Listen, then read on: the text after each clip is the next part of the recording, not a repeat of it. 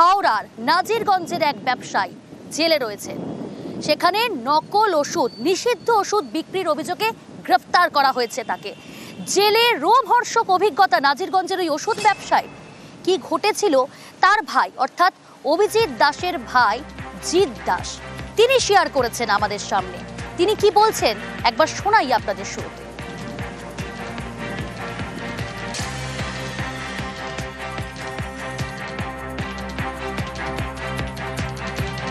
Jail থেকে বারংবার phone আসছে আমার দাদার, কিভাবে আসছে সেটাও জানি না।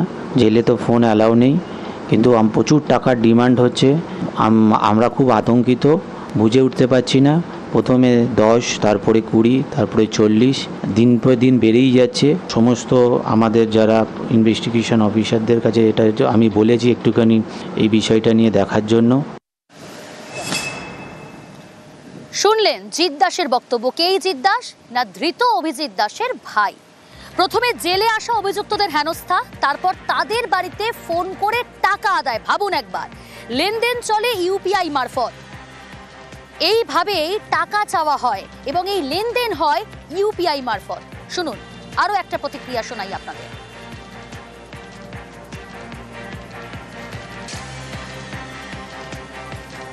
वो वहाँ से पैसा भेजता था, हाँ वहाँ से पैसा भेजा था उसको हम 50,000 बोल के देखिए अंकल आप मेरा फोन में पैसा मत भेजिए, आपका बेटा का अकाउंट में उसमें आप भेजिए। तो अरे बाबू कुछ नहीं होगा, ते नहीं फंसा, मतलब फंसने वाला बात नहीं है। तो 2 रुपये में मेरा तो प्रॉफिट नहीं है। वो लगभग करीब 6 महीना से ट्रांजेक्शन कर रहा है, कभी 5,000, कभी 1,000, कभी 1200 ऐसा ट्रांसफर करता। अब 20,000 जो है ना वो फर्स्ट टाइम ट्रांसफर। हम अपना वो नहीं पहचानते हैं, वो मुन्ना उस नंबर से फोन करता है, उसी के फोन से, बस इतना ही तक है।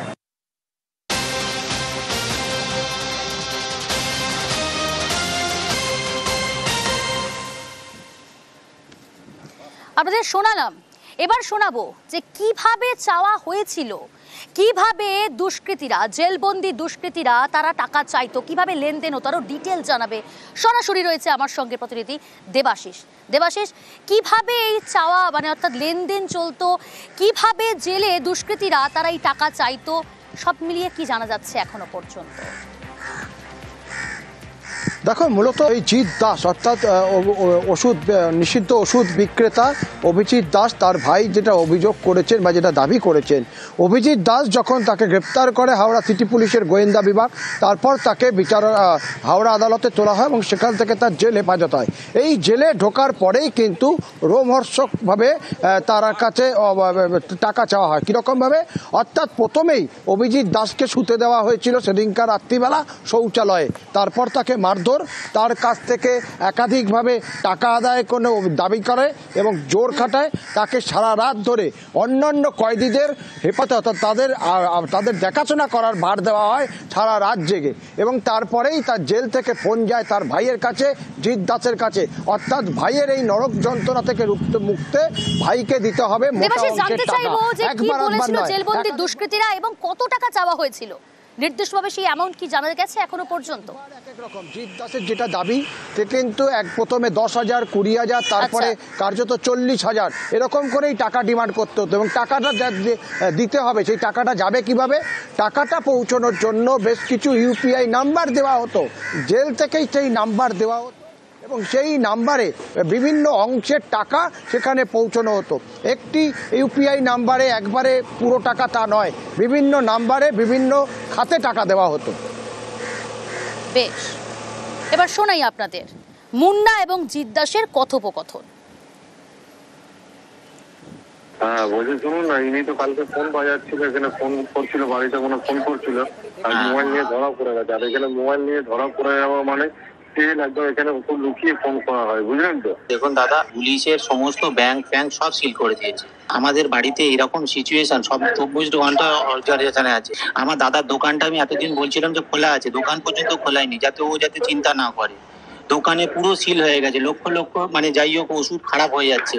আমার কাছে কোনো ফোন পের কোনো অপশন নেই, আমার বৌদির অ্যাকাউন্ট সিল করে দিয়েছে। আমরা প্রচুর কষ্টে দিন কাটাচ্ছি দাদা, আমাকে একটু সময় দিন, আমি কোন রকম ভাবে কিছু করে ব্যবস্থা করে দেবো। উনি তো ফেসে যাবে না, উনি ফেসে যাবে। আপনি আমাকে একটা রাস্তা বলে দিন। ঠিক আছে, এখানে তো ফোন সবসময় করা যায় না, অনেক চাপে করতে হবে, বুঝলেন তো?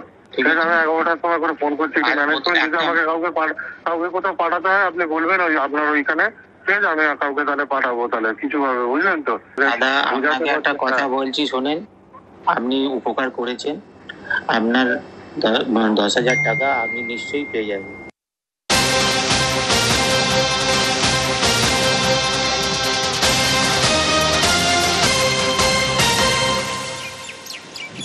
টিটাগড়ের দিকে নজর রাখা যাক। টিটাগড়ে ভয়াবহ বিস্ফোরণ। টিটাগড়ের এক আবাসনে ভয়াবহ বিস্ফোরণ, 5 তলার ফাঁকা ফ্ল্যাটে বিস্ফোরণ। ফ্ল্যাটের দেওয়ালের একাংশ ভেঙে যায়, একই সঙ্গে পাশের বাড়ির টালির চাল পর্যন্ত ভেঙে যায়, উড়ে যায়। সব মিলিয়ে এখনো পর্যন্ত তদন্ত শুরু হয়েছে এবং নানান চাঞ্চল্যকর তথ্য সামনে আসছে। আরো ডিটেল জানাবো, অরুণ রয়েছে সরাসরি আমার সঙ্গে। অরুণ, কি থেকে বিস্ফোরণ, কিভাবে বিস্ফোরণ, এখনো পর্যন্ত পুলিশি তদন্তে কি কি তথ্য সামনে আসছে? দেখো, তোমাকে প্রথমে দেখিয়ে রাখি যে এই ঘরটা যে 5 তলার ছাদের ওপর, এখানে একটা ঘর রয়েছে। এই ঘরটা দেখো কি বিভৎসভাবে সমস্ত দেওয়ালগুলো ফেটে গেছে এবং ঘরের ভেতর থেকে ওপাশ থেকে পুরো দেওয়াল ভেঙে কিন্তু নিচে চলে গেছে। যারা নিচে যারা বস্তিতে ছিল তাদেরও বাড়ির ওপরে গিয়ে সেই ভাঙা অংশ পড়ে। এত জোরালো বিস্ফোরণ, এলাকার লোক কিন্তু ঘটনাস্থলে বেরিয়ে আসে এবং এখন আপাতত পুলিশ এখানে ব্যারিকেড করে রেখেছে এবং এখানে ফরেনসিক টিম আসার কথা রয়েছে, কারণ তারা এসে দেখবে যে কী ধরনের বিস্ফোরক সেখানে ছিল, কি কারণে এত বড় বিস্ফোরণ হলো। এই নিয়ে কিন্তু এখন প্রত্যক্ষদর্শীরা কি জানাচ্ছেন একবার শোনাই দর্শকদের। কাপড় ফাপড় কাচ্ছিলাম, এই জল ফল ভরাভরি করছিলাম, ভাটাক করে আওয়াজ হলো, তারপর আমি পালালাম, বাড়ি অন্ধকার হয়ে গেছে, সব বাড়ির লোকগুলো সব বেরিয়ে গেল। ও উপর থেকে আওয়াজ হয়েছে, আমি দেখলাম উপর থেকে ভাট ভাট করে পড়ছে। এইটা তো পালাপালি হলো আর কি। আমরা তো ঘুমিয়েছিলাম, 6:30-6টার সময় হয়েছে, এটা নষ্ট হয়ে গেছে। তারপরে সব উঠলাম আমরা, ভাগাভাগি পুরো পাঁচিলগুলো সব পড়ে গেছে এইখানে। তারপরে কিছুক্ষণ পরে সব শান্ত হয়ে গেছে, এটাই হলো আর। আমি আবারও কথা বলবো, সরাসরি অরুণ রয়েছে আমার সঙ্গে। অরুণ, এই ফাঁকা ফ্ল্যাটটা নাকি প্রমোটারের, সেই প্রমোটারের কি বক্তব্য বলে জানা যাচ্ছে এবং প্রমোটার কি দাবি করছেন, কার ফ্ল্যাট বা কাউকে কি দিয়েছিলেন প্রমোটার? আবাসিকদের কোনো বক্তব্য কি সামনে উঠে এলো এখনো পর্যন্ত?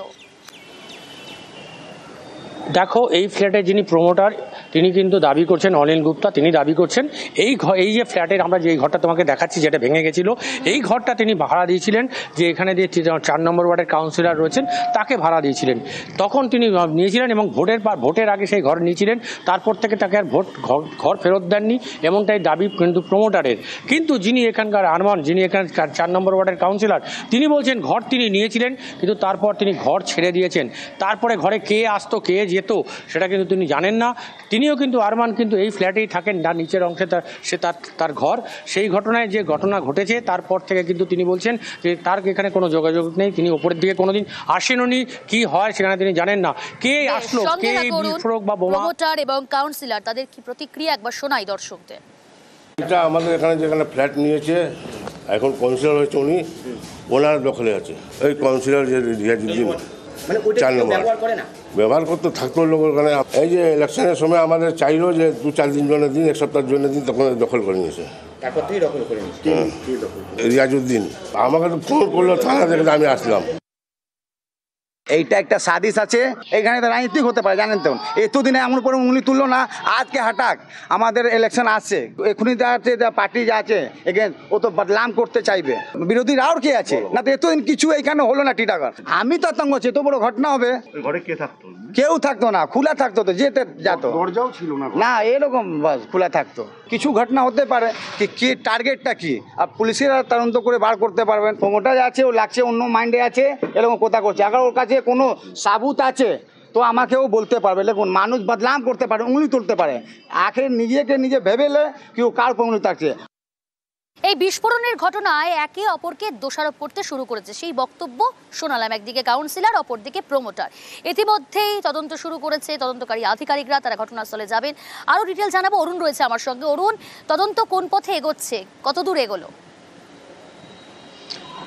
দেখো ঘটনাস্থলে ডিসি সেন্ট্রাল রয়েছেন ইন্দ্রবদন ঝা, তিনি কিন্তু ঘটনাস্থলে এসেছেন এবং তিনি বলছেন যে ফরেন্সিক দল এসে তদন্ত করে দেখবে সেখানে কী ধরনের বিস্ফোরক রাখা ছিল বা না বোম রাখা ছিল, সেটা কিন্তু তদন্ত সাপেক্ষ, কারণ তারা ভিতরে ঢুকতে পারছেন না, কারণ ভিতরে আরও কিছু থাকতে পারে বলে কিন্তু তাদের একটা অনুমান রয়েছে। এলাকার মানুষ কিন্তু এখানে শুধু এত বড় ফ্ল্যাট, সেখানে কিন্তু 48টা থেকে 50টা পরিবার এখানে থাকে, সুতরাং সব কিন্তু একটা আতঙ্কের মধ্যে তারা রয়েছেন। যেভাবে বিজেপি নেতা অর্জুন সিং এর বক্তব্য শোনায়, তিনি কি বলছেন এই ঘটনায় শুনুন। ওই বাড়িতে কাউন্সিলরই থাকে, ওরই বাড়ি, নোটোরিয়াস ক্রিমিনাল, ওরই বাড়িতে বোমা মজুত করে রাখা ছিল, বিস্ফোরণ হয়েছে। যেভাবে পশ্চিমবাংলার উপরে চারোদিকে ছড়িয়ে গেছে, হাজার হাজার স্লিপার সেল ঢুকে গেছে, স্লিপার সেলের কাজ করছে না, এটা একটা বড় তদন্তের ব্যাপার আছে। আর্মি ইন্টেলিজেন্স ইনভলভ হওয়া দরকার আছে, এখানে এয়ারফোর্সের ইন্টেলিজেন্স ইনভলভ হওয়া দরকার আছে, এখানে এনআইএ ইনভলভ হওয়া দরকার আছে। গোটা বিষয়ে চেয়ারম্যান কি জানাচ্ছেন একবার শোনাই আপনাদের। হ্যাঁ, আমরা তো খবর পেয়েই সঙ্গে সঙ্গে আমি, আমাদের ভাইস চেয়ারম্যান সাহেব, মুজিব স্যার, এরা আমরা সবাই কাউন্সিলররা সব সঙ্গে সঙ্গে স্পটে আসি, এসে দেখি, প্রশাসনকে আমরা খবর দিই, প্রশাসন এসে দেখছে, তদন্ত করছে কীভাবে কী হয়েছে। সত্যি এটা তো খুবই বাজে একটা ঘটনা হয়েছে। সে আমাদের ওই বিল্ডিংয়ে 2জন কাউন্সিলর থাকে। না, ওটা বন্ধ ছিল, ঠিক আছে, বহুদিন ধরে বন্ধ ছিল। এবার কীভাবে কী হয়েছে কী না হয়েছে এটা প্রশাসন তদন্ত করছে।